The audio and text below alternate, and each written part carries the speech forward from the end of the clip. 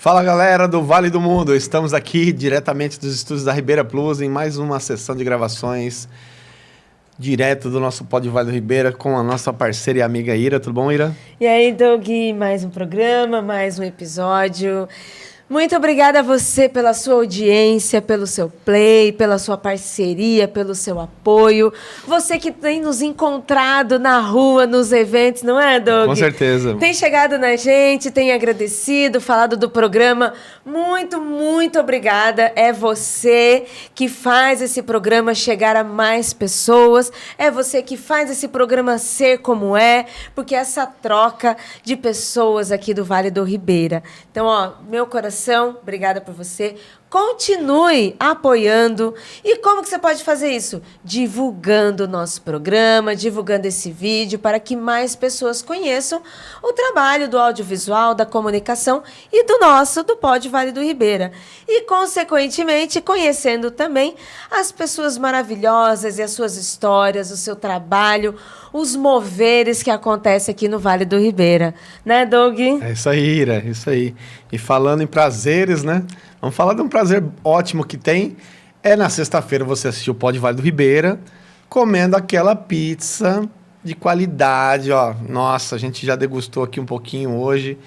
Pizzaria Firenze, antigo rei de churrasquinho aqui em Registro. Então, quem é de Registro já fica ligadinho que o rei do churrasquinho agora virou Pizzaria Firenze. Então, bora lá, sexta-feira, pedir aquela pizza. Com desconto ainda, com desconto, né? Olha. Melhor ainda, é bom demais, hein? Então, assim, entra lá nas redes sociais, Pizzaria Firenze, Instagram, ou entre pelo telefone deles, a gente vai deixar no descritivo do programa, e fala assim, ó, hoje eu quero comer uma pizza assistindo o Pod Vale do Ribeira. Cupom Pod Vale 10% de desconto na sexta-feira, só sexta-feira, hein? Não adianta pedir no outro dia da semana o cupom não, que não vale. Cupom é só na sexta-feira, cupom Pod Vale 10% de desconto na pizza, você pedindo sexta-feira para assistir o Pod Vale e comer aquela pizza. E outra, hein? Marca a gente a hora que você receber a pizza, tira aquela fotinho, marca lá Pod Vale, Pizzaria Firenze. Isso deixa a gente muito contente, né? E vendo que a gente está proporcionando a vocês não só conteúdo, como gastronomia também, para você curtir sua sexta daquele jeito. Então, fica ligadinho, cupom Pod Vale 10, Pizzaria Firenze, nosso amigo Vitor, tá bom? Vitão, obrigado pela parceria, é um prazer estar recebendo a Pizzaria Firenze aqui dentro do Pod Vale do Ribeira. E Ira, e hoje, né, a gente está com uma pessoa aqui muito especial também, do Vale do Ribeira. Já esteve no Pod Vale na primeira temporada. Eu que não estava. Você não estava lá. Eu que estava conosco, ausente, né? mas para me redimir e para ouvir agora pessoalmente, estamos aqui de novo. Isso mesmo, né? Então, hoje a Ira está junto aqui para a gente poder fazer esse bate-papo muito incrível, né? Que é conhecer um pouco dessa carreira desse grande amigo, que já conheço há muito tempo, né? E fez o favor, né, de aceitar o convite, estar aqui novamente com a gente, né? Porque traz muito assunto relevante, muito conteúdo interessante para vocês estarem interagindo e acompanhando a gente. E hoje a gente está com ele novamente, André Luiz. André, obrigado por ter aceitado o convite. Prazer é meu. Aqui com a gente hoje. Muito bom recebê-lo. Prazer é meu. E conhecendo a Ira hoje... muito obrigada, foi um prazer. Ó, ela fugiu, na primeira ela fugiu. Foi bem aí eu isso. voltei hoje. Mas já descobrimos que temos gostos em comuns, né? Pois Gostamos de algumas coisas. Gostamos de blues. Vai ser muito bom, hein? Já temos até dica, ó. Fica aí até o final, porque tem uma dica muito especial para quem gosta de boa música, gosta de cultura e principalmente o Vale do Ribeira. É isso aí, né? E como vocês que já assistiram a primeira temporada e assistiram o episódio do André, que foi um dos aí mais assistidos dentro da primeira temporada. Que honra. A gente fica muito feliz também, né? O André é um perito criminal, né? Aqui do Vale, em Registro, mas hoje não atua em Registro. Trabalha no Paraná. Trabalha no Paraná e vai contar um pouquinho mais dessa carreira que é extraordinária, né? É um setor que, assim, intriga muitas pessoas, né? Como a gente já falou até no outro episódio, aquela coisa de filme, né? Ficção científica, e fica ali querendo descobrir crimes e tudo mais. Os fãs de True Crime, essa pauta hoje tá uma delícia, né? Então, André, vamos falar um pouquinho, né, dessa carreira sua grandiosa que você tem e falar um pouquinho, lembrar um pouquinho o pessoal de como é ser um perito criminal. Bom, eu só relembrando aquilo que a gente conversou no primeiro podcast, é um concurso público, né? A perícia criminal é por concurso público em todos os estados.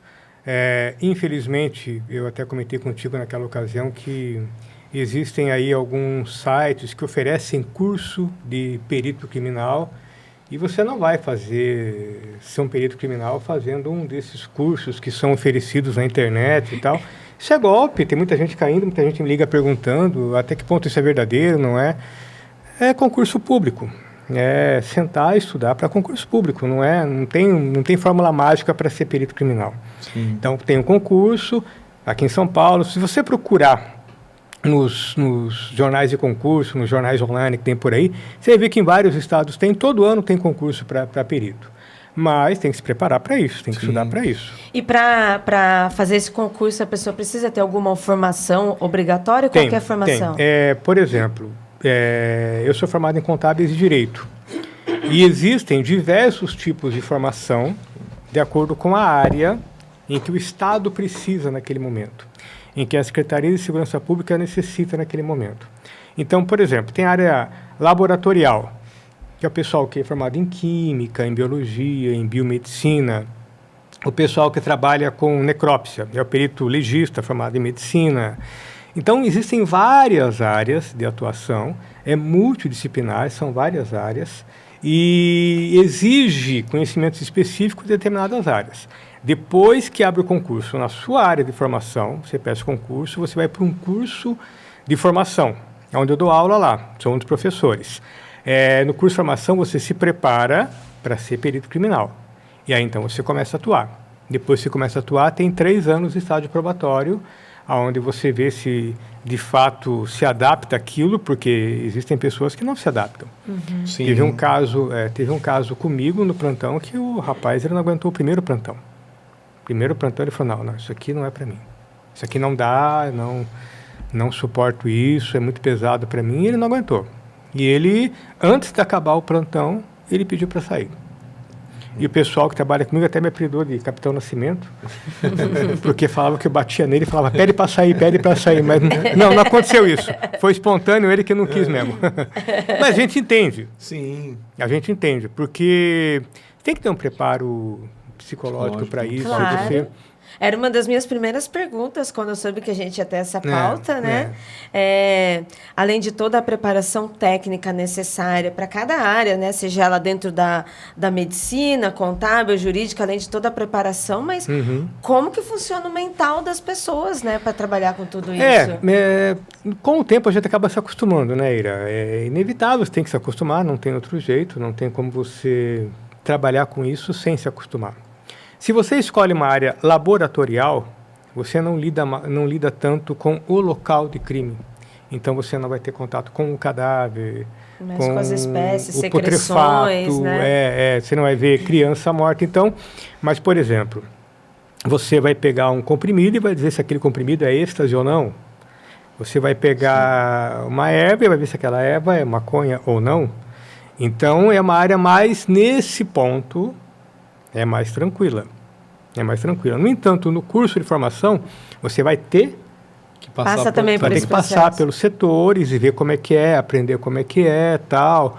Então, por mais que você tenha feito um concurso para uma área que seja, em tese, laboratorial, é possível que no curso de formação você passe por um plantão me acompanhando, por exemplo, e tenha que ver as coisas que eu vejo. Como e foi aí a parte caso... que você faz, qual que é a parte mais assustadora, né? Qual que é a área mais assustadora? Quem chega primeiro, onde é o local, onde houve o acidente, quem que o chega negócio depois? assustador, ele acaba sendo meio relativo, né? Algumas pessoas se espantam mais com cadáver infantil, outros se espantam mais com cadáver putrefato, outros se espantam mais com uma pessoa decapitada. Infelizmente, isso acaba sendo a realidade, né? Eu acho que a seção de crime contra a pessoa, que nós temos lá em Curitiba, que é plantão diuturno, 24 horas, 2 peritos rodando direto, atendendo direto, que atende todos os casos de morte, desde uma pessoa que é encontrada morta na rua até uma pessoa que se suicida. Eles é que vão ter mais contato com cadáveres, com locais onde existem cadáveres. Mas na seção que eu estou hoje, também tem bastante contato. O caso da explosão, por exemplo, que eu atendi em 4 Barras, foi bem emblemático e um dos mais marcantes para mim em todos esses anos de profissão. Conta pra gente um pouco, um contexto também, como é que foi isso, antes da gente chegar na parte mais É uma difícil? empresa que trabalha com explosivos, eles fazem explosivos, é uma das grandes fornecedoras de explosivos para a mineradora do Brasil, né? E num trabalho que é 24 horas, e durante um turno de trabalho, por volta das 5h50, acho que 5h55 da manhã. Recente isso, não foi? Foi. Faz 10 dias atrás, mais ou menos. E dentro de um dos depósitos de trabalho dessas pessoas, estavam 10 pessoas lá dentro, trabalhando com Buster, que é um provocador da explosão, fazendo a mistura. Ele é encapsulado. Depois que ele é encapsulado, ele passa por um tanque, ele baixa a temperatura e vai para comércio. E nesse trabalho, uma pessoa saiu, não era o dia dela, saiu, foi para o cômodo da frente, onde atravessando uma rua, onde é um local de depósito de IPI, ele foi trocar uma luva. A informação que a gente tem é essa, que ele foi trocar uma luva, e no momento que ele saiu, houve essa explosão, e aquelas 9 pessoas ali entraram em óbito, infelizmente. Outras 7 pessoas de fora, inclusive esse que saiu para trocar a luva, escaparam, outras pessoas estavam fora, mas é assim, brutal. E aí foi um acidente de trabalho, houve essa explosão, aí automaticamente ligaram, né, para a polícia, para o bombeiro, para ir lá. Sim, inicialmente o bombeiro, né, foi primeiro órgão de segurança pública que chegou lá, foi o bombeiro. No início tratava-se todos como desaparecidos, até então não encontraram ninguém, não encontraram ninguém ali, nenhum corpo, nenhum cadáver até então, né?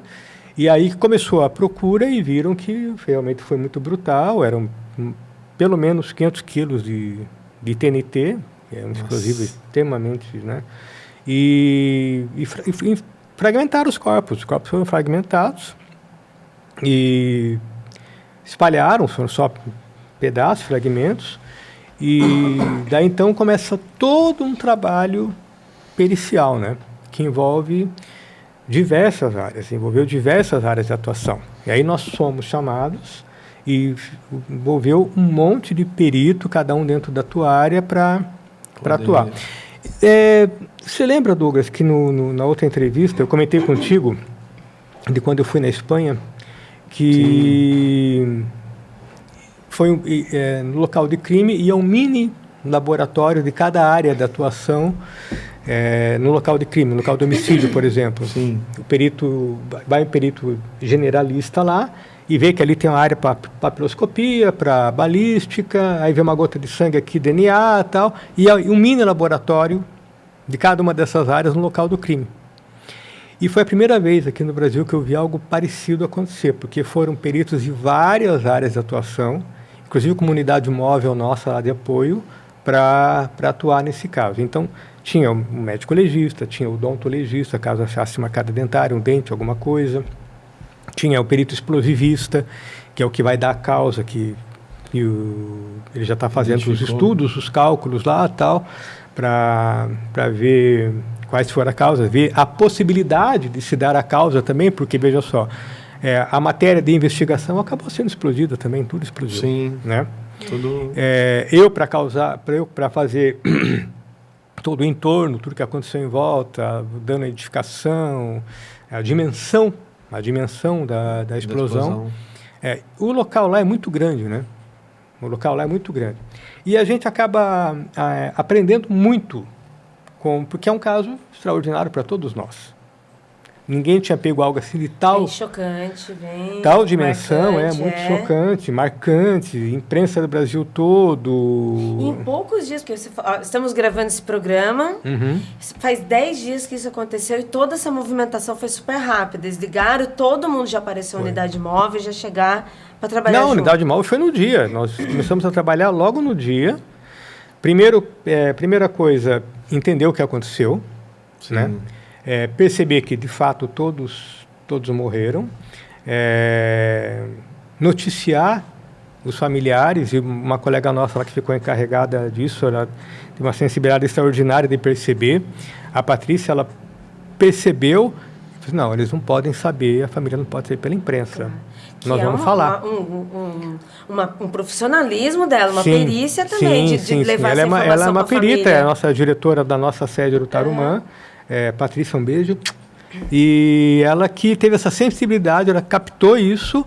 Não, eu tenho que ligar para as famílias. E aí você tem que falar para a família, e você tem que saber como vai falar isso e escalonar a notícia, né? Porque é muito difícil para qualquer pessoa saber que aquela pessoa que você gosta, na verdade, explodiu. Então, Não primeiro, ela vai falando, olha, os desaparecidos, é improvável que estejam vivos, né? Aí você vai levando, até você falar que não há um cadáver, né? Existem fragmentos que serão investigados, feito DNA, para poder identificar. E daí, então, dá uma resposta conclusiva, que vai sair um laudo dos peritos de DNA que trabalharam o fim de semana inteiro, fizeram um trabalho extraordinário, identificaram todos em 9 dias, identificaram todos os corpos em 9 dias. E daí, então, aquela família vai ter uma certidão de óbito, né? E isso gera efeitos legais, né? Sim. A partir daí tem direito de herdeiros, tem tudo isso, então... Mas foi um local, assim, muito marcante para todos nós.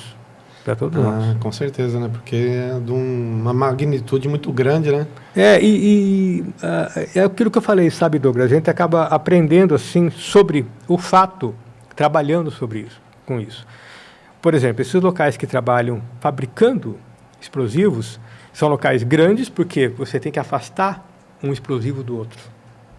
Cada local que tem um explosivo guardado tem um tipo de trincheira na frente que serve para proteger aquele local e proteger os outros locais em eventual explosão daquele local inicial. Não haver uma em cadeia, né? Um acidente ainda maior, envolver mais coisas, né? E aí, então, em certos ambientes há mistura e a sede da empresa,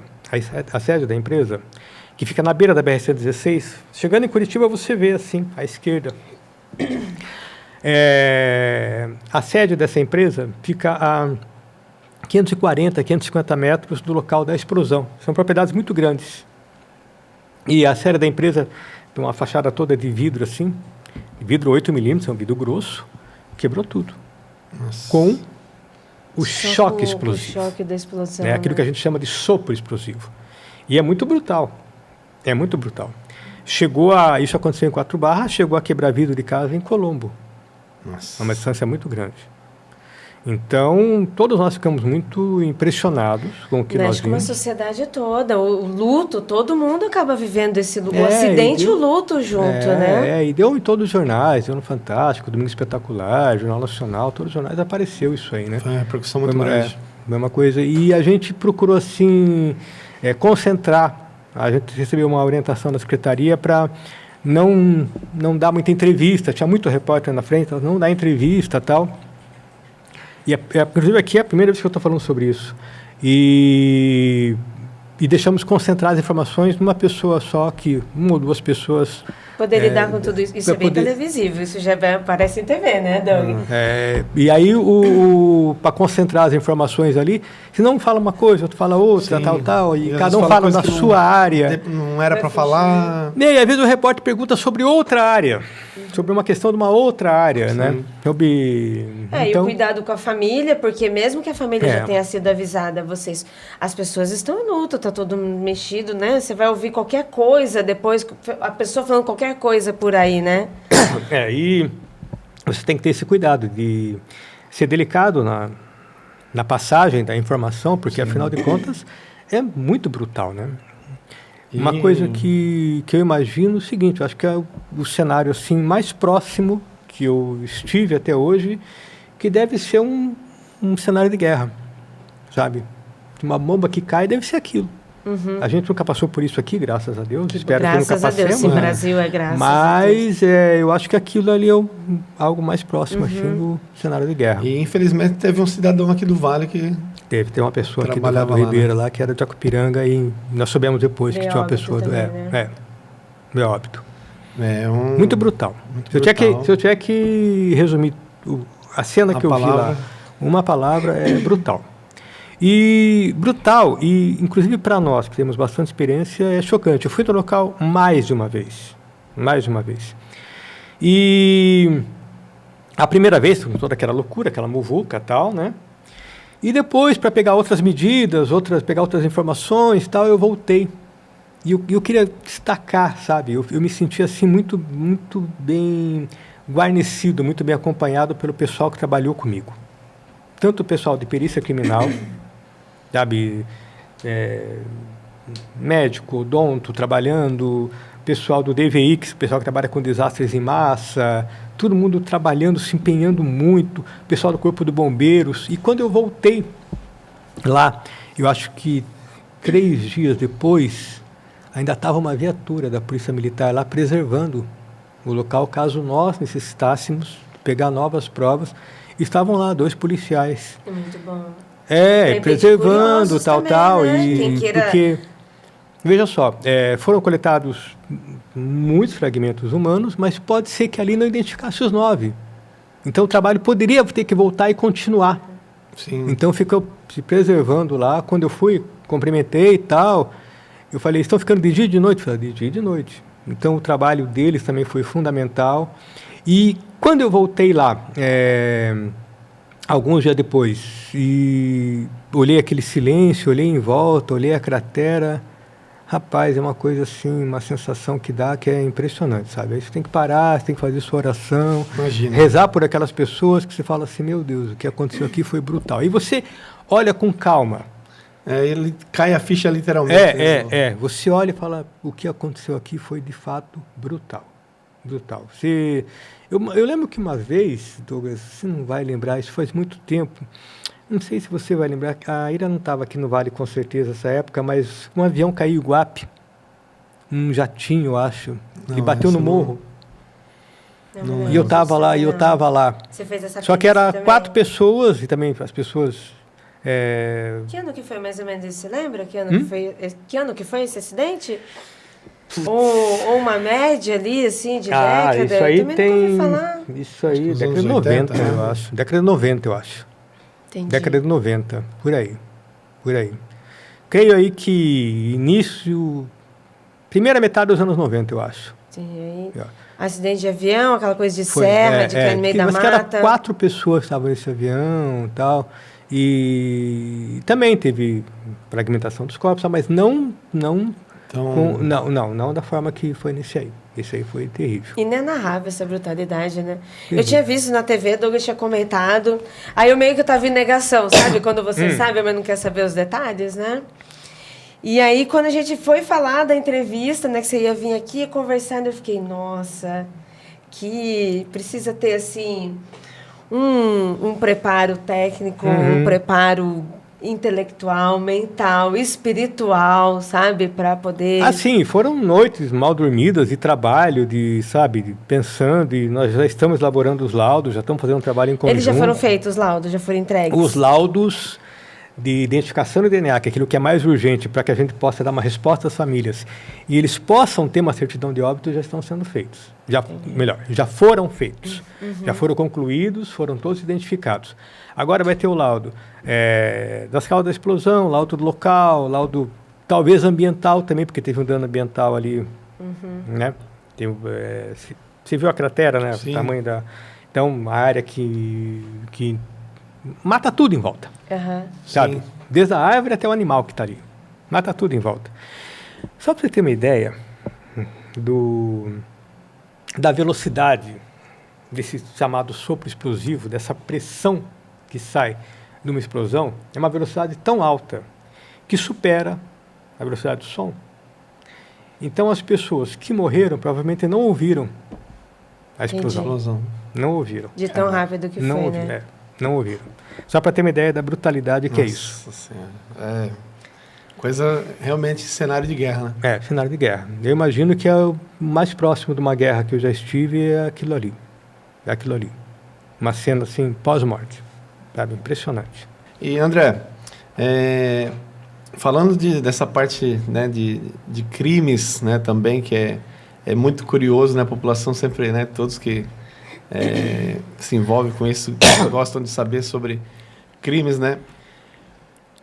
Resolução de crimes também é um trabalho bem técnico, né, para se fazer, conforme ainda for a situação do local, tudo isso também. Existe aquilo que é técnico e é científico no local, né? Por exemplo, uma mancha de sangue.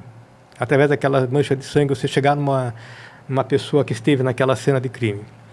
E existem coisas que é a percepção do ambiente que só o tempo vai fazer com que o perito perceba algumas coisas. Eu lembro de um caso que eu atendi, que foi um homicídio, quando eu trabalhava no interior do Paraná, em Guarapuava. Um homicídio, eu acho que eu não comentei isso contigo no outro, não lembro se eu comentei, que me chamou muita atenção, que foi um carro, uma pessoa em óbito no volante, com um tiro assim na têmpora. Acho que comentei contigo isso aí, acho que não lembro se eu comentei. Acho que não lembro. E me chamaram às 6 da manhã, aí fui para o local, era um Escort, um EcoSport, e a pessoa morta no volante, a porta do passageiro aberta, estava aí o motorista, e começamos a fazer o trabalho, comecei a tirar as fotos, tal. Não pareceu assalto, nem roubo, nem nada, porque todo o material ali, o celular da pessoa estava ali, carteira estava ali, me pareceu mais uma vingança, uma briga de trânsito e tal. E aí então o meu motorista pegou, olhou para mim e falou assim: André, olha lá o casal entrando de bicicleta no motel. Falei, motel? Que motel? Não, ali um hotelzinho rotativo ali e tal.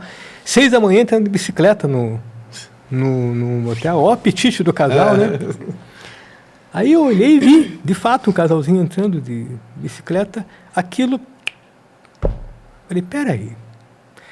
Se esse cara estivesse saindo daquele hotel rotativo com alguém, a porta do passageiro aberta, e a pessoa anterior, dessa que estava aqui esperando ali.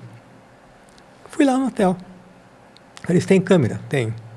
Olhamos a câmera, o carro saiu de lá. Você analisa todo o contexto, né? São várias... Mas o que me chamou a atenção, na verdade? O casal entrando de bicicleta naquele momento ali. Sim. O casal entrando de bicicleta. Tinha câmera, o cara estava saindo dali. Pois bem, se pega documento de quem entra, pegamos. Era um hotelzinho assim, rotativo, simples, mas com tudo regular, arrumadinho. Organizadinho. Sabe, tudo arrumadinho. Pega. Aí já sabia quem que era a mulher que estava com ele. Aí o pessoal da investigação foi atrás e aí o investigador pegou e me ligou. Já sabemos quem é, já... Ah, não, eu quero ir junto. Matar a saudade, sempre quero investigador. Quero ir junto. Aí fui com eles lá, ela falou assim, eu já estava esperando vocês. Ela reconheceu pela viseira da moto que é o ex-marido dela. Que passou, estava olhando, estava vigiando, viu que ela saiu do motel junto com o atual namorado, né? E executou. Passou e... A hora que ele passou numa lombada, que ele reduziu, ele passou de moto e atirou. Um outro colega dele estava dirigindo a moto, ele atrás atirou. O que chamou a atenção, nós chegaríamos por outros meios, talvez depois, tal, chegaria, daria para chegar. Demora um pouquinho mais. Você vai investigar, porque num caso de homicídio, você começa investigando a vida da vítima. E o celular dela, né? e o celular facilita muito esse trabalho hoje em dia, né? Sim. O celular entrega muita coisa. Com quem ele estava conversando, quais os últimos contatos, quem ele falou ontem, quem ele falou antes de ontem, e assim você vai chegar. Fatalmente chegaria, mas o pessoal da Polícia Civil, no caso, chegaria. A gente faz só o local, né? Mas nesse caso foi lá o detalhe da casalzinho de bicicleta. Outro caso curioso também, que foi um homicídio e ninguém sabia, quem esteve com aquela pessoa antes, nada, zona rural e tal. E existia um chapéu no local. E a filha do falecido falou, esse chapéu não é do meu pai. Chapéu não era do meu pai. Eu já peguei chapéu e já ensaquei, porque eu falei, aqui deve ter fio de cabelo e o que vai... identificar. Aliás, uma coisa que eu falei para você, mas não falei para a Ira. Fio de cabelo não dá DNA, tá? O que dá DNA não. é o bulbo. A raiz. Tirando A raiz. aqui. A Porque raiz. se pega um cabelo morto, ponto, né? Não vai ter o sangue, né? É o bulbo, a raiz que dá o DNA. E não é porque deu o DNA que você já identifica a pessoa. Sim. Você traçou ali um perfil genético, quando a polícia pegar um suspeito, aí você recolhe uma saliva, alguma coisa, e aí você consegue identificar se coincide. Aí você consegue associar aquela pessoa à cena do crime. A perícia não vai falar, não, foi ele que matou o outro. Não, você vai associar aquela pessoa ali, né? à cena do crime. Teve um caso bem conhecido que quando morreu a... Oh, meu Deus, aquela advogada que foi achada na represa, lembra?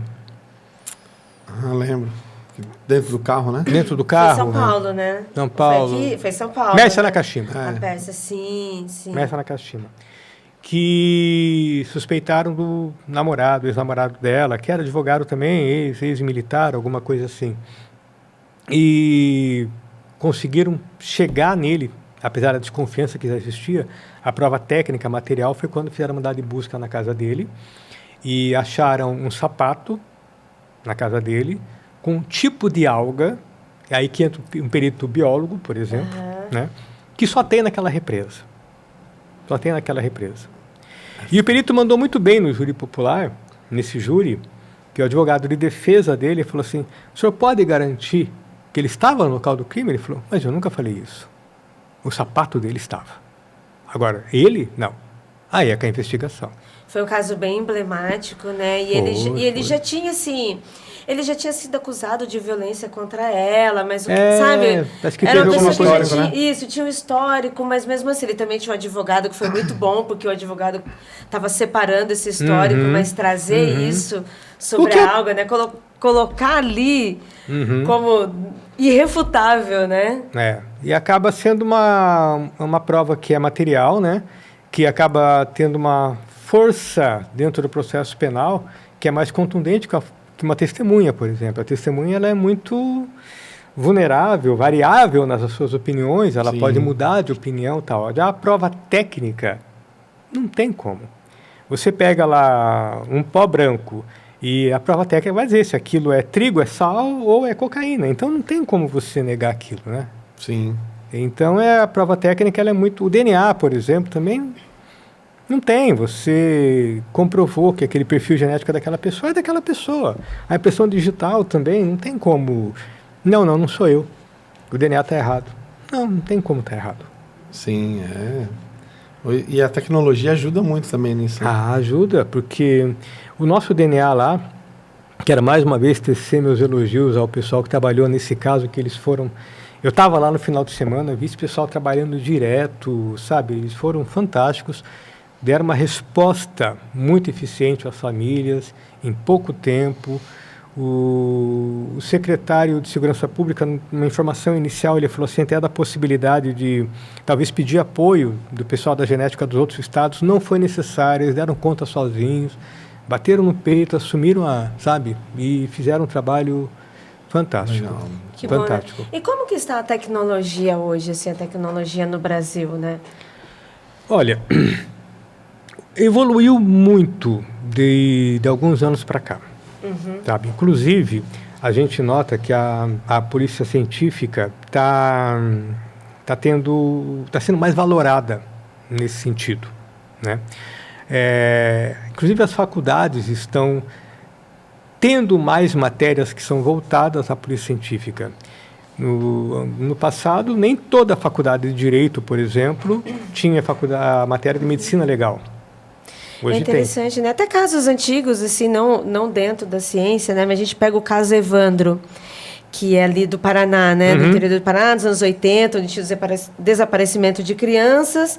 E é um caso que ele foi reaberto, e aí, após a sua reabertura, hoje em dia, que foi feita uma análise, né, de como foi feita a perícia no passado, né, como foi feita, e aí trouxe... Evolui. Os equipamentos evoluem, é uma necessidade, porque os crimes também evoluem muito, então você tem que estar preparado para as coisas novas que vão aparecendo. Os filmes, eles colocam assim uma polícia científica um pouco ilusória, assim, também não é como aparece nos filmes que você... CSI. Você vê uma... Já ficou viajando. Uma hein? gotinha de sangue já identifica de imediato a pessoa. Também não é dessa forma. Mas aquela gota de sangue vai traçar um perfil genético que você pode chegar em alguém. Aquela digital vai chegar em alguém. Sim. Aquele fio de cabelo vai chegar em alguém. Aquela saliva vai chegar em alguém. Então, isso são coisas que até, pela 30 anos atrás, por exemplo, não tinha toda essa evolução. E hoje evoluiu muito.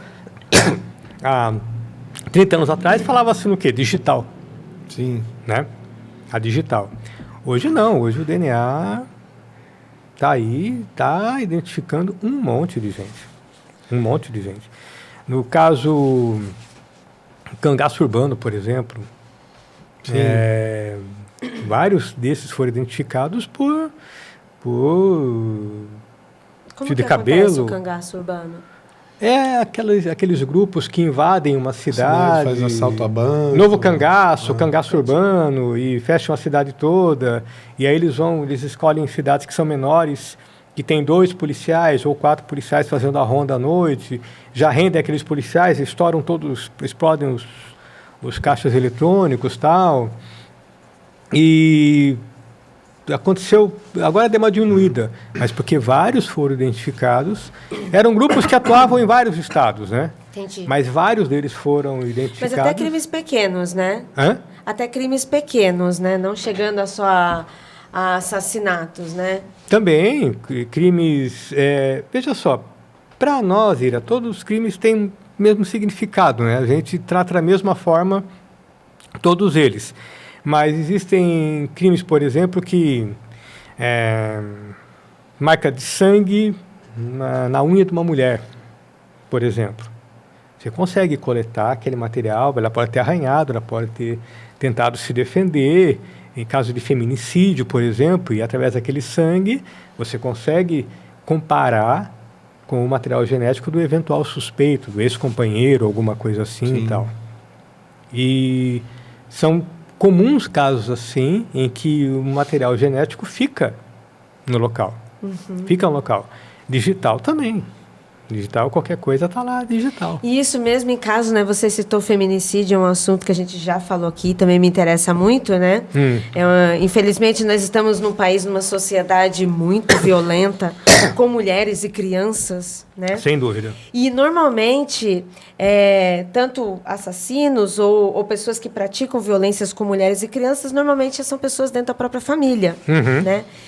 E a perícia também, mesmo tendo essa convivência durante o seu dia a dia, porque já está ali, né? As secreções, o DNA já está misturado. Dentro disso, a perícia também consegue levar a vítima ao seu... Sim. Agressor. O seu agressor. Consegue. Há casos de feminicídio que tem até um estupro antes do feminicídio. Sim. Então, você consegue coletar material, você coleta esperma, você coleta, às vezes, o sangue da pessoa, porque a vítima tentando se defender, fica com alguma gotícula por ali, consegue... Qualquer tipo de fluido corpóreo pode deixar o DNA e essa pessoa... Eu lembro de um caso no feminicídio, que você me falou e fez lembrar agora, que foi também no interior do Paraná, que uma mulher foi esfaqueada na rua, no meio da rua, uma cidade pequena, chamada Santa Maria do Oeste, essa cidade. E acabou sendo assim o evento da cidade, né? Uma mulher esfaqueada no meio da rua, muita gente em volta, um isolamento muito ruim. Sim. Muito ruim. E quando eu cheguei, comecei a observar o local, olhar em volta, e eu percebi gota de sangue entrando no meio do público, depois da faixa de isolamento. Falei, peraí, essa mulher não morreu aqui. Essa mulher veio tomando facada. Aí eu peguei e fui abrindo caminho no meio do público e andei pelo menos uns 30 metros. Bastante. É. Né? Ela começou a tomar facada lá no começo da rua.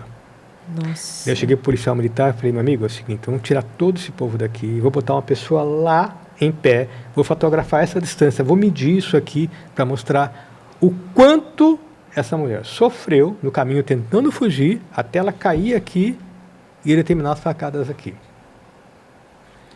Veja só a importância disso. O feminicídio por si só é homicídio qualificado, ou seja, é uma pena mínimo de 12 anos. Né?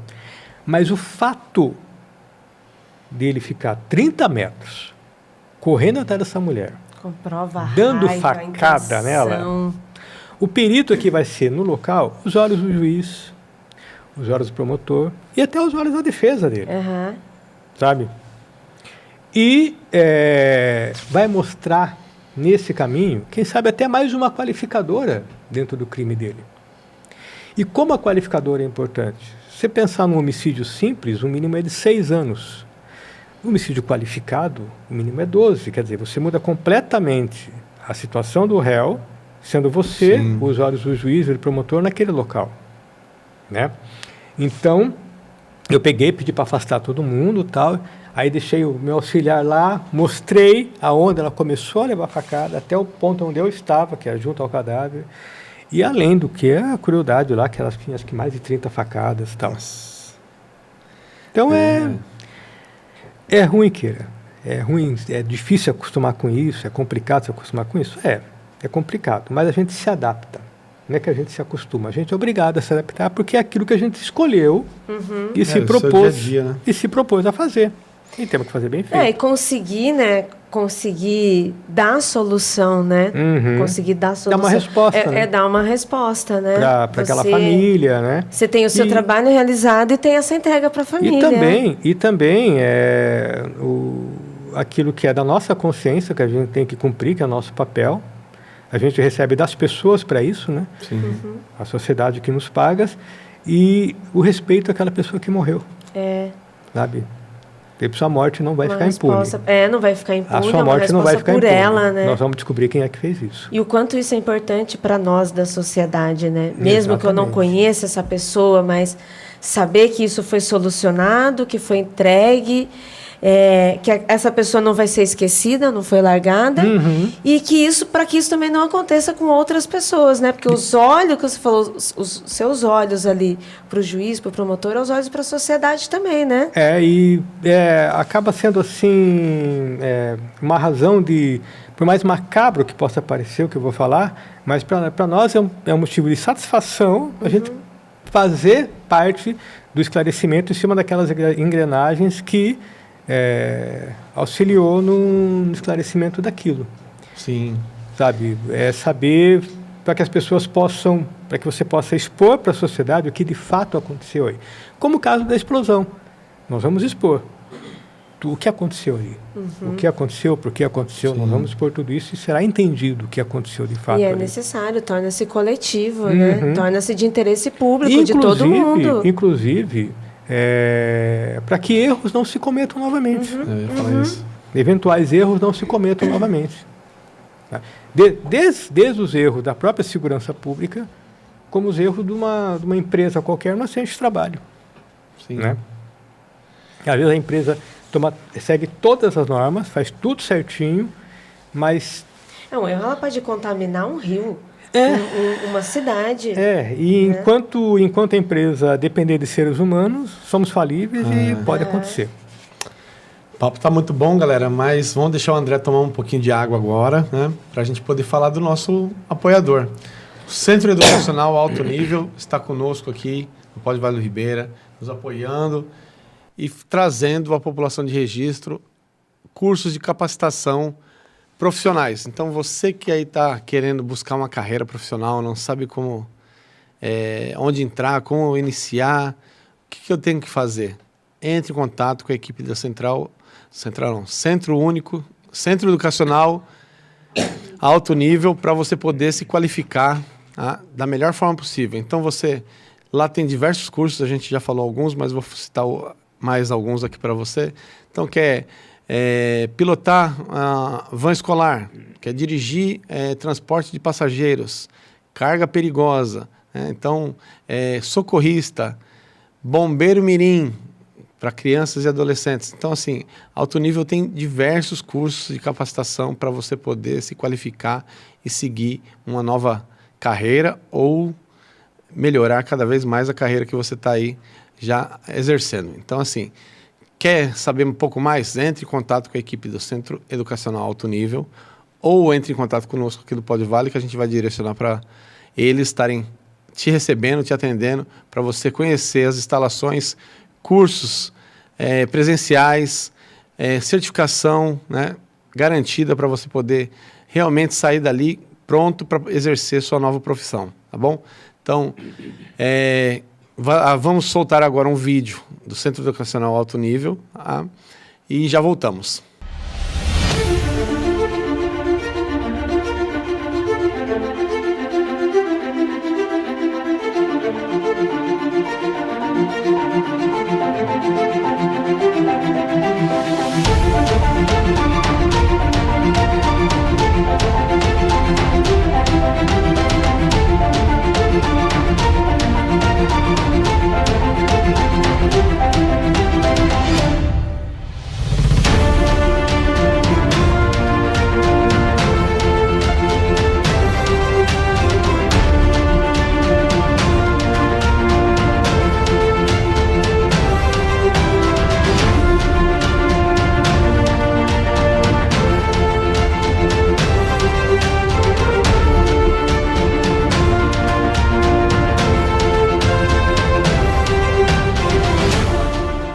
Voltando agora com o André. André, e falando um pouquinho dessa questão de crimes que a gente começou, essa questão de quadrilhas, né, organizações criminosas, como é a atuação também dentro desse sistema que, né, hoje a gente vê não só o Brasil, mas, né, vários países sul-americanos aqui, principalmente com o narcotráfico, essa questão, né, do tráfico de drogas, muito presente dentro da sociedade.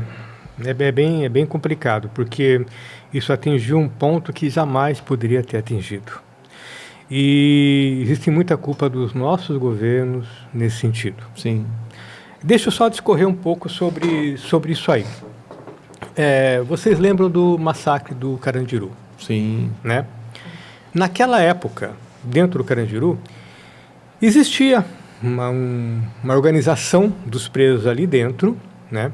Que tem a sigla daquelas 3 letras lá, que eu não quero fazer apologia, mas aquelas 3 letras lá. Mas era uma coisa ínfima, pequena. Era interna praticamente. Interna. Né? Que era mais ou menos um regramento de presos ali dentro. Né? Daí aconteceu o que aconteceu no Carandiru. Pois bem, politicamente se decidiu demolir o Carandiru. Sim. Porque cadeia é uma coisa que ninguém quer perto de você, né? Ninguém quer um presídio perto da sua casa. Com certeza. Lembra-se do movimento que teve aqui para não ter o presídio aqui em Registro. Então vamos afastar o Carandiru, vamos afastar o grande presídio de onde a gente tem mais voto, que é a capital. Sim. Vamos tirar daqui. E aí fizeram toda aquela cena, demolição do Carandiru, tal, como se isso fosse resolver o problema prisional. O que fizeram? Qual que é o lugar mais longe do estado de São Paulo para mandar o condenado? Divisa com Mato Grosso. Sim. Encheram aquela região de presídio. Presidente Prudente, Presidente Bernardes, tem um monte de presídio lá. Tem um monte de presídio lá. Desfragmentaram, então. Pegaram o Carandiru e fizeram outros presídios. Exatamente. Mas aí houve um erro terrível, Kira, que aconteceu o seguinte. Muitas famílias já tinham uma dificuldade de visitar o seu preso em São Paulo. Porque, em geral, são famílias pobres. E até porque não foi mexido no sistema prisional, né? Porque tem outras pessoas envolvidas, né? Além dos grandes criminosos do quais estamos falando, né? Sim. E daí, o que aconteceu? A família acabou se afastando do preso porque não tinha condições de viajar para tão longe né? Supondo que alguém, por exemplo, aqui de registro, tivesse um preso em Presidente Prudente, um parente preso em Presidente Prudente. Não tem como visitar. Sim, já é difícil. Sim. Em presídios próximos. Nem ônibus aqui. direto tem. Até porque as vai famílias fazer continuam com baldeação. suas vidas, Tem que ir para né? São Paulo pegar um ônibus que sei lá quantas horas vai atravessar o estado na diagonal, né? E essa família, ela tem uma vida, ela trabalha, ela tem o dia a dia, né? Ela precisa mudar a sua Exatamente. estrutura, né? Então, para ir para São Paulo, uma pessoa aqui de registro, por exemplo, é só um exemplo que eu estou dando. Sim. Uma pessoa aqui de registro, por exemplo, conseguiria ir, né? Sair Que daqui. problema social horrível fazer isso, gente. Exatamente. Essas pessoas. O que aconteceu? Nossa. Esse preso, não só do Vale do Ribeira, o Vale do Ribeira é a menor das regiões, Sim. mas do estado todo que estava lá, ficou sem acolhimento familiar. Sim, ainda mais isolado. Quem acolheu? O crime organizado. Sim. O crime organizado. Que E aí o crime erro organizado, absurdo, né? e aí o crime organizado acolheu aquele preso ficou amarrado ali, porque quem dava a escova de dente, a pasta de dente, a toalha, isso quem e aquilo, entra não sai. era o crime organizado. Sim. Quando aquele preso saiu, era uma nova célula do crime organizado Coitada dessa pessoa, né? que se espalhou no Estado. Então, veja só, se esse negócio aí das três letras tivesse um plano de crescimento com coaching, Sim. com gente PhD tal, de crescimento, não ia crescer tanto como aquilo que o próprio Estado ofereceu para O próprio eles. Estado fez de Aquilo que o próprio isolar Estado- a pessoa do seu acolhimento, da sua família, É aquilo que o próprio Estado. deixar a pessoa mais doida ainda à aí- mercê. E aí o Estado ainda cometeu outros erros e não colocar especialistas de segurança pública tomando conta de segurança pública. Aí a velha politicagem. O Estado de São Paulo pecou muito nisso aí. Primeiro que não reconheceu o que estava acontecendo, a grandeza que isso tomou. Né? Demorou para perceber o método e que o método estava errado. Só então, hoje, parece que está diferente aqui em São Paulo, que estão colocando só faccionados dentro do presídio, outro que é o ladrão de bujão de gás, outro que é o ladrão de bicicleta. Né? Fica- Os crimes sexuais tiveram que ser separados também, porque Totalmente. se existia uma rebelião, aqueles eram primeiros a ser alvo. De outras violências também. E às vezes cria-se no imaginário popular aquilo lá, mas se é estuprador tem que morrer. Alto lá. Sim, não. Alto lá. O que acontece para o Estado isso? Ele morreu sob a tutela do Estado. Então, a família dele pode entrar com uma ação contra o Estado e gera indenização milionária. E quem vai pagar? O Estado? Nós. E aí que entra o que é técnico de um julgamento moral, né? É claro que eu, Ira, eu posso falar, eu como mulher posso falar, nossa, que se dane, não sei o quê. Mas o Estado é diferente. Tem o Estado e tem outra O Estado é família, e diferente. eu gero outra violência, eu estou gerando O Estado outras é diferente, coisas, né? Exatamente. Nós, veja só, uma opinião pessoal de cada um de nós, assim como se... morreu não sei quem lá. Mas era bandido, também já tinha matado 3, 4, que morra. O Estado não pode agir dessa forma e pensar dessa forma. Claro. Até porque ele é um criminoso. O Estado não pode ser um criminoso e nem eu posso ser um criminoso, uma Exatamente. criminosa junto com isso, né? Exatamente. Então é diferente a opinião pessoal Sim. daquilo que é uma opinião de administração pública e mais do que uma opinião. É uma necessidade administrativa de fazer aquilo que é atrelado à lei. Que É um certo. princípio da legalidade Que é da certo. administração pública. E a recuperação de uma pessoa, a palavra é recuperação, né? E não transformá-la ela ainda mais em mais Sim, crimes, mais né? criminoso ainda. Então tem aquilo que é um sentimento pessoal, que é meio sentimento de vingança, tal, Punitivismo, né? A gente É como tá numa você está sociedade jogando bem futebol, você punitivista. toma uma canelada e fala assim, na próxima eu vou pegar aquele cara. É mais ou menos aquele sentimento de vingança que Com tem certeza. que é inato, né? Mas o Estado tem que ser racional e legalista. O Estado tem que ser racional e legalista. Então nós temos que ter muito cuidado com aquela frase, bandido bom, bandido morto. Temos que ter cuidado com isso. Sim. Né? Matou, tem que cortar a mão. Handmaid's Tale. Matou, Nossa, tem que... já vamos para a distopia aí. E outra, matou, tem que morrer. Calma, gente. Não estamos, e ainda não estamos num país, graças a Deus estamos num país que não temos na nossa legislação a pena de morte exatamente para evitar esse tipo de coisa. De, matou, tem que morrer. Ou depois também a pessoa, né? Porque assim, tem muita gente que está preso, não decorreu o processo, não foi julgado. Exatamente. Né? E outra coisa, matou, tem que morrer. Eu digo uma coisa, sabe? Você mexeu com quem a gente gosta, Muda, qualquer um pode cometer um homicídio. Sim. Qualquer um pode cometer um homicídio. Basta mexer com quem a gente gosta de verdade. E nem precisa chegar no homicídio. Quando a gente pega o exemplo que o Douglas puxou do narcotráfico. Quando a gente pega desde tráfico e uso de drogas. Todo mundo, assim, só o filho dos outros, né, que tem que ser condenado, né? O meu filho, o meu sobrinho, o meu primo, aconteceu. Exatamente. Infelizmente ele não tem culpa. Isso, exatamente. Foi um delito, mas o filho dos outros, né, tem que morrer, né? Essa questão é muito complicada. Mas voltando àquele assunto daquilo que o Estado ofereceu para que as 3 siglas crescessem e chegasse na coisa gigante que se tornou hoje, e até internacional que chegou hoje, Sim. O que aconteceu? Algumas famílias foram para perto dos presídios, bancadas pela organização, para que pessoas daquela família levassem as coisas para dentro do presídio. Sim. Criando uma estrutura ainda mais criminosa, né? Sim. Colocando outras E aí, pessoas dentro do crime. exatamente. E mantinham aquelas pessoas ali fora, uma vida miserável, mas que era muito parecido com o que eles tinham ali fora também, não precisava trabalhar.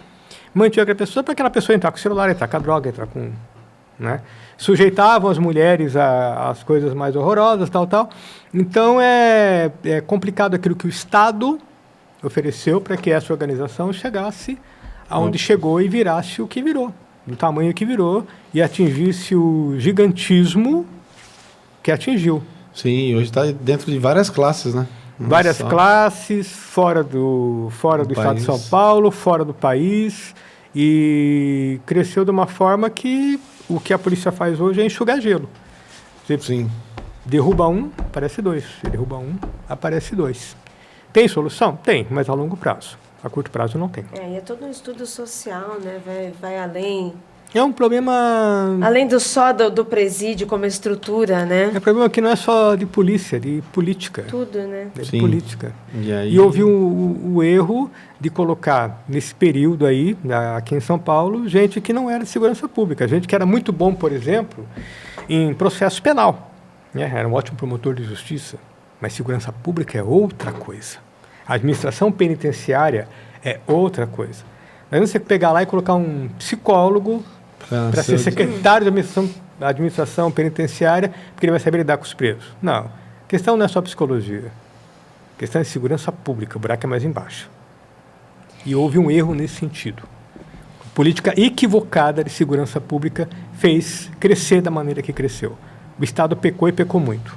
Sim, o Estado de São Paulo, tá? Aqui. Uhum. Nosso Estado. E hoje, como você falou, a ramificação deles cresceu para o Brasil inteiro, né? E é uma coisa muito desproporcional você ver. É um negócio você olhar assim, você pensa até meio agora que tudo aconteceu, parece meio óbvio, né? De pensar assim, como não foi feito um plano, uma estruturação, desenvolver um outro pensamento, como deixou chegar nisso, né? Como que o Estado deixou chegar nisso por uma falta de despreparo. Sim. De e de vontade, né? E tem, veja só, uma coisa que foi constatado, por exemplo, no Rio de Janeiro, no crime organizado do Rio de Janeiro. O crime organizado do Rio de Janeiro tem uma origem um pouco diferente, né? Sim. Um pouco diferente. É um pouco diferente. Mas, por exemplo, o que eles perceberam do crime organizado do Rio de Janeiro? Tem o alistamento militar obrigatório. Nesse alistamento militar obrigatório, se aprende coisas de guerra, como se preparar, atirar, de fuzil, lá, por isso de armas com diversas armas, com fuzil, com pistola, com tudo. O Estado prepara pessoas, dá o treinamento para aquelas pessoas que depois saem do exército, o crime organizado, pum, vem cá, tá treinadinho, vem para cá. Vem tudo isso, né? Então, veja só, existem erros que são estruturais mesmo. Sim. Né? Erros estruturais, que não vai se resolver do dia para a noite. E parece que assim, né? Não consegue compreender que estão fazendo errado e continua. Até que ponto vale a pena o alistamento militar ser obrigatório? Né? Até que ponto vale a pena ser obrigatório o alistamento militar? Ser obrigatório, onde, regional, como, né? Qual é o... Porque é diferente aqui em Registro, né? É Sim. diferente, comparando com o Rio de Janeiro. É diferente os jovens Totalmente aqui diferente, em Registro. né? Totalmente entrar, diferente. Se alistar e buscar. Totalmente e buscar diferente. um movimento na sociedade, porque a gente tem isso aqui, um envolvimento na sociedade, de um alistamento no Rio de Janeiro dessa forma. Obrigatório, obriga a pessoa a participar, ele fica Sim. pelo menos um ano lá naquele tiro de guerra, né? Um ano lá, aprende a tirar com fuzil, aprende a andar na mata, Manusear. aprende a manusear, desmontar a arma, aprende a atirar com pistola, aprende a táticas de guerra, aprende tudo isso, né? Mais uma coisa, aprende hierarquia, obediência, Sim. então ele vai saber quem que é o dono da boca, ele tem que obedecer. Que é um outro formato de lá, muito da exato. cidade mesmo. Então é uma aprende- estrutura lá bem... aprende o que é hierarquia, aprende o que é... Porque só que ele sabe que a hierarquia e a obediência fora, lá no morro, vai ser inclusive pior, que lá ele paga com a vida. Lá no exército, Sim. ele vai pagar com esculacho, com castigo, paga 10, essas coisas. Agora lá no morro é diferente. Ele vai obedecer mesmo. Mas Sim, dá para com ver bem a certeza. estrutura, né? Num dos estados mais militares que a gente tem no Brasil, é onde tem essa produção de criminosos dentro da mesma cartilha, né? E eu acho que vale a pena até repensar. Eu acho que a gente tem que... acaba com o serviço militar? Não acaba? A gente tem que discutir isso. Sim, sim. E não ter medo de discutir Sim. isso. Vamos conversar? Vamos Sim. ver o custo E benefício? entender que a mudança no serviço militar não é que é para acabar com a polícia, com a segurança. Pelo contrário. É depurar. Sim. É Porque hoje depurar, percebo que as pessoas filtrar, têm medo filtrar, disso, realmente. de E ver o que discutir é bom. isso. Ver o que é bom, o que é necessário. Vamos colocar aqui a moçada que quer, nesse momento. Vamos botar aqui a moçada que quer ser, a pessoa às vezes, quer ser militar, tudo bem, Sim. é um direito dele, e ele pode ser um excelente militar, ótimo, mas ele quer ser um militar. Ele não vai cair para o crime organizado. Agora você pega, ensina, depois você manda embora. Até cruzando o que você estava falando, eu estava ouvindo um podcast em que uma juíza lá no Rio de Janeiro, ela estava falando sobre a maioridade penal, né, enquanto as pessoas estavam forçando, né? E ela estava falando, cruza muito com isso que você falou desse projeto que aconteceu aqui do estado de São Paulo. Foi lá, né, não aconteceu, não foi para frente, mas queria se implantar e logo no Rio de Janeiro. Olha só como que seria, né? Que loucura. E essa juíza, ela nem estava argumentando tanto, sabe? Ela só falou, gente, não tem estrutura para receber. Onde que vai botar esse Não, e monte outra de coisa. criança com criminoso? Então, é outro tema, Ira, que vale a discussão, vale o debate. Até, Sim. há um consenso que, por exemplo, um cara que tem 17 anos da favela do Rio de Janeiro é muito diferente do mesmo cara de 17 anos Aqui de Registro. Iporanga, por exemplo. Sim. Né? Ou aqui de Registro. É. É muito diferente. Né? Então, não dá para a gente estudar uma possibilidade de punir de acordo com o discernimento. Ah, mas como é que você vai analisar um por um? Ué, mas não se faz exame criminológico em todos os presos para ver se ele pode progredir de regime? Então, talvez... Mas o que é isso? É a gente sentar e vamos discutir sem paixão, sem Idealismo. sem ninguém fazer cara feia para ninguém, Elaborar sem direita, planos, é sem estudar. esquerda, sem... Não é partidário. Vamos E discutir. é social, é coletivo, é Isso. todo mundo. E outra, e com gente que conheça, que seja do Principalmente. tema. A mesma coisa, a liberação da maconha. Sim. Vamos discutir isso. Onde que move, né? Por que não pode falar? Então vamos lá, vejam o quanto as pessoas usam mal e usam politicamente temas que são relevantes, que a gente tem que pensar e conversar sobre isso. Sim. Veja só, há um pensamento geral, inclusive entre as forças policiais, que aquele usuário de maconha que foi pegou com baseado não tem que ser misturado junto com assaltante de banco na cadeia. Sim, com certeza. Há esse pensamento, né? Pois bem, mas libera a maconha? É simples assim? Não. Não é simples. E por que não é simples? Apesar de existir esse pensamento, peraí, libera a maconha, libera o consumo. Mas para ter o consumo tem que ter o comércio. Vai vender aonde? Até porque os países A que têm a produção. maconha Como é que liberada, você- existe legislação para isso. Como é que você vai regularizar isso? A venda, Sim. a produção. Então o pensamento não pode ser micro. No maconheiro que foi preso, não, o pensamento é macro, tem que ser maior. pensar isso em cadeia produtiva, até que ponto isso é viável, mas, repito, tem que ser discutida, isso é um tema que tem que ser discutido por gente que é do ramo, por gente que Com conhece. Então, o psicólogo, o psicanalista, o segurança pública, Todo mundo, sim. justiça.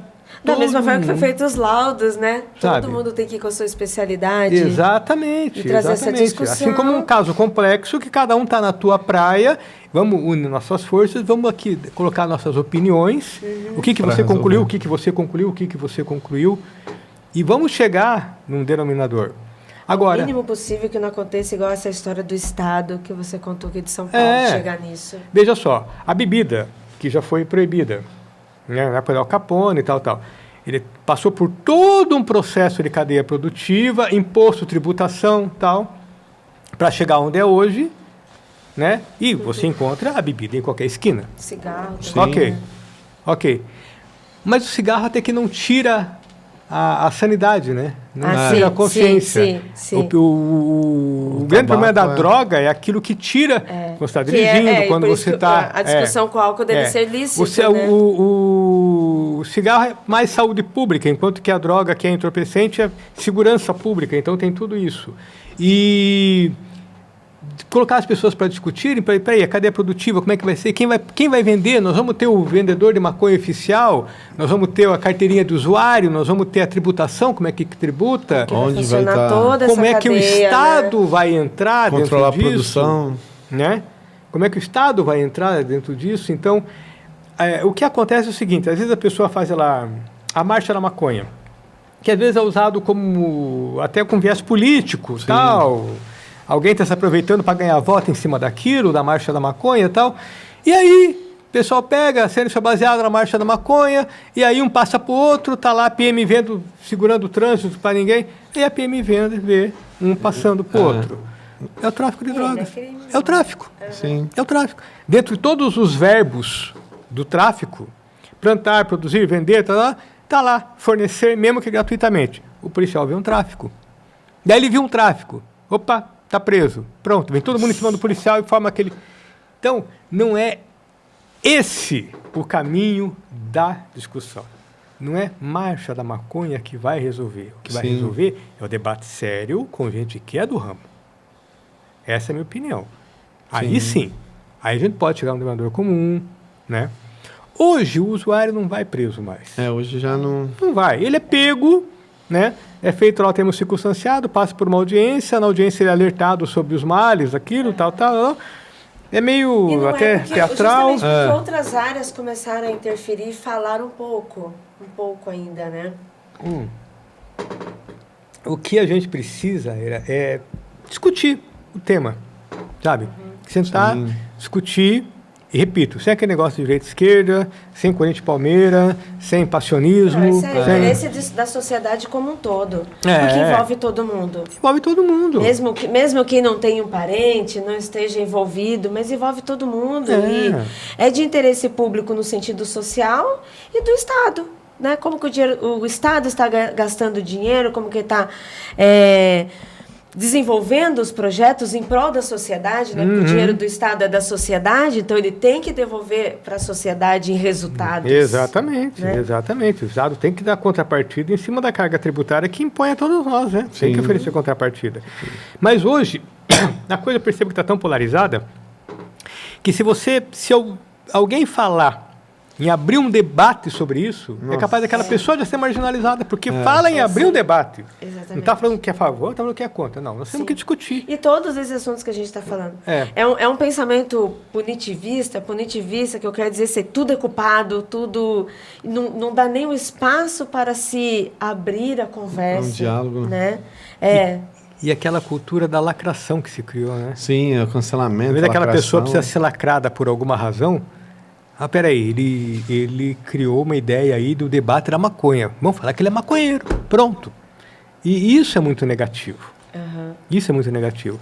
As pessoas estão desacostumadas a sentar e conversar. E vamos debater isso aí. Mas falando em conversar, né? A gente estava conversando antes do início desse programa, né? Muito bom ouvir você, ouvir todas essas histórias. Douglas já tinha falado da outra vez, eu Sim. tinha assistido, né? Um prazer demais estar aqui com você. Mas quando você quer sair um pouco disso, do seu trabalho, da sua rotina, que você, né? Estamos aqui num programa, um excelente episódio sobre segurança pública, né? E sobre técnicas criminais, mas ainda assim também é um programa sobre turismo, cultura, né?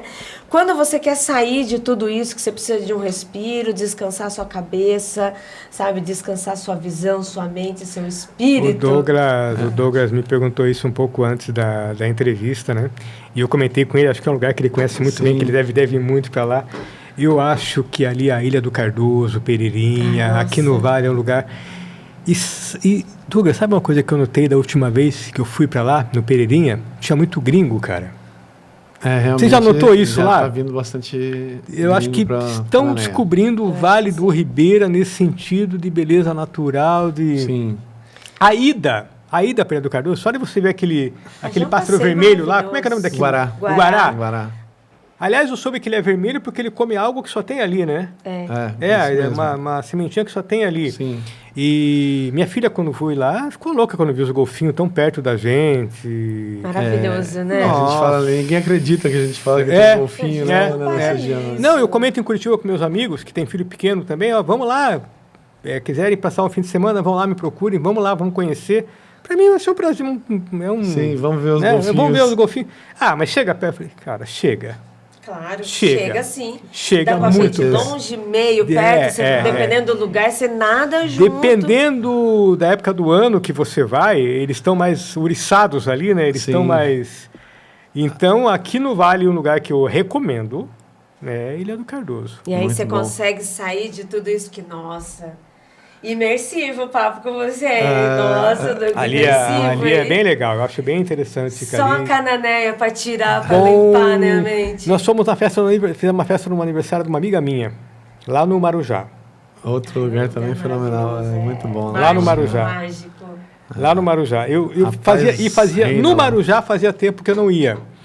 Eu lembro que eu fui para lá ainda solteiro, namorava tal, fui para lá. E depois eu voltei, muito tempo depois, vi que já tinha mais pousada, já estava um pouco mais estruturado, né? Estruturado e tal.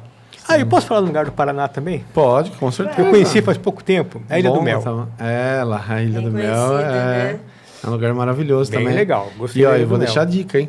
Se você quer ir para a Ilha do Mel navegando, vai por dentro do canal. Dá para ir por dentro. Cananéia, você vai sair lá na Ilha Meu irmão do Mel. foi. Ainda tá no Vale, né? Dentro do Vale, então tranquilamente você faz um rolê, um passeio muito bom, navegando pela água, pelas águas do você Vale. passou por aquele lugar que tem, eles falam que é uma cidade fantasma, que tem ali? Sim, a Barra do Ararapira. Ararapira. Isso, a Barra do Ararapira. Ararapira lá Isso tem, que tem umas histórias lá. estranhas ali, né? Tem umas histórias bem Nossa, esquisitas ali, né? Tem um cemitério lá também, né? Tem um cemitério Ira, lá. diz que tem igreja lá abandonada, um monte de casa abandonada. Sim. Todo mundo saiu de lá. E eu gostei, eu quero ir. E diz que é uma cidade fantasma que tem. Na divisa, né? Bem na divisa. Mas pertence a São Paulo ainda, né? Pertence a São Paulo ainda. Pertence a São Paulo ainda. Pertence a São Paulo. E é Ali, Vale ainda. No Vale. Cananéia. Gente, como que eu nunca fui nesse lugar? Gente, como que eu nunca fui nesse lugar? Por falar em Vale do Ribeira, dias atrás eu fui atender um caso de incêndio em Cerro Azul. Você conhece essa cidade? Sim, já ouvi falar. Nunca fui lá, mas eu já... É para lá do Apiaí? Paraná. Eu passei... já Paraná, então. Passei por um lugar, bem-vindo ao Vale do Ribeira. Olhei no Paraná, bem-vindo ao Vale do Ribeira, no Paraná. Passei por uma ponte, Rio Ribeira de Iguape. Falei, não, é o nosso Ribeira. Porque tem umas 13 cidades no Paraná. Aí fui procurar saber, parece que são 8 cidades. Adrianópolis. Começa o Rio Cerro Ribeira. Azul, Doutor Ulisses, parece que são 8. E nasce em Ponta Grossa, o Ribeira bem mais estreito lá. Sim. Bem mais estreito. Eu até tirei uma foto.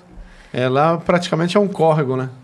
Lá. Não, é largo, mas é tipo assim, não é o nosso Ribeira, é o Rio Juquiá. Sim. Naquele lugar. E você vê até umas pedras no fundo. Você vê até umas pedras o Carlinhos, né? O Carlinhos do Sebrae veio dar uma entrevista pra gente, e aí o Sebrae tem uma ligação com o Sebrae de lá e tá mantendo uma relação, né, da gente se achegar mais, né, se conhecer mais. O Rafa também, né, do documentário do Rio Isso, Ribeira. Também das falou Águas do Ribeira. Águas do Ribeira, né, um documentário que eles fizeram sobre o Rio Ribeira, da nascente à foz. Ah, que legal. Então, muito maravilhoso legal, né? trabalho. Muito legal. Recomendo, hein? Maravilhoso. Recomendo ver esse Já está no ar documentário. isso aí? Já está feito? Já concluíram? Quero saber. No lançamento desse programa, sim. Nessa gravação, não. Isso. Né? Porque... Para quem está assistindo o programa gravado, quem está assistindo agora, já lançou. Foi lançado dia 11 de setembro em registro. Para a gente que estamos aqui, vai ser lançado. E daí eles pegaram umas imagens com drone e tal? Muita Tudo. coisa. Eles Bem legal. foram Vou te até lá. mandar um take que eles fizeram para divulgação. Muito Ai, bonito, lindo muito demais. bonito, muito bonito. Nasce em Ponta Grossa, né? Na zona rural de Ponta Grossa, na verdade, né? Então, eles foram até as comunidades quilombolas, ribeirinhas, lá para dentro. Além do que a gente já conhece aqui, é um trabalho maravilhoso, Rafa. A parte do Alto Águas Vale do lá. Ribeira. Águas do Ribeira. E é interessante até aquilo que o Rio fez lá na Foz, na Praia do Leste, que levou um monte de casa. Sim. Porque... Por causa do encontro ali, né? Da Barra, né? Na Barra da Foz e Rio é lugar mais... O mar fica mais agitado ali. Sim. Ali já morreu muita gente também, né, Edu? Sim, já morreu muita gente ali naquele lugar. Questão de navegação ali já teve bastante É bem complicado acidentes ali. Não, na própria praia, o pessoal nadando. Também. Já morreu muita gente porque tem muito isso, buraco. É. Onde tem o rio, onde deságua Antiga o rio, Praia do Leste lá, né? Antiga Praia do Leste, isso mesmo. Praia do Leste. Gente, agradecer o André, né? Eu que É agradeço. uma satisfação recebê-lo de novo aqui na nossa casa, né? Hoje ainda não fugiu de mim. Hoje ainda não fugiu. Né? É muito bom compreender um pouco mais dessa área, né? Que tem vários campos, né? De atuação. Ninguém quer estar envolvido com segurança pública, né? Ninguém quer ser vítima de algo que tem que procurar força de segurança pública. Mas qualquer um está sujeito. Com certeza. Qualquer um está sujeito. Agradeço de coração, André, você se disponibilizar o seu horário, vir para cá. Eu que agradeço o convite, atender a meu gente, né? É um prazer recebê-lo aqui. Quanto você me chamar e quantas eu venho, pode estou sempre deixar à que disposição. a gente, com certeza, iremos convidar você mais vezes para estar conosco aqui. Agradeço, meu caro. Obrigado. Ira, valeu. É isso, Doug. Obrigada. Mais um programa. Obrigada a você que está nos acompanhando, pela sua audiência, pelo seu apoio. Lembre de clicar no sininho para que você não perca nenhum vídeo. Acompanhar o nosso programa aqui na Ribeira Plus, no nosso canal no YouTube e nas redes sociais. Guardamos vocês, viu? É isso aí, galera. Lembrando, né, nossos apoiadores, Pizzaria Firenze, Centro Educacional Alto Nível, Anamarca Serviços Náuticos, são os apoiadores do Pode Vale do Ribeira. Então, segue eles também lá nas redes sociais, deixa lá um comentário, fala se você gostou, o que você achou do episódio de hoje, isso é muito importante pra gente, tá bom? Fica um grande abraço a vocês e até o próximo. Valeu!